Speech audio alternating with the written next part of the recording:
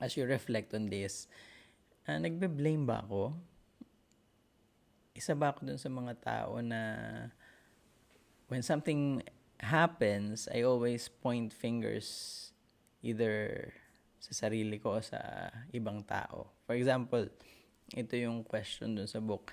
If, for parents, if your daughter gets pregnant, ano yung una mong gagawin? Do you blame yourself? Saan ako nagkulang? Saan ako nagkamali? Meron ba akong hindi nasabi sa aking anak? Or do you point that finger to your daughter? Sinasabi mo na hindi talaga siya nakikinig.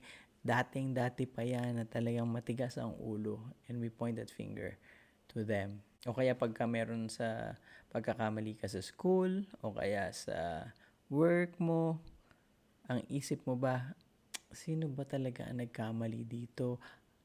Parang hindi naman ako parang siya. O kaya, ako talaga to kasi dati pa akong nagkakamali and I cannot amount to anything kasi maling-mali talaga ako every time. Ako talaga yun.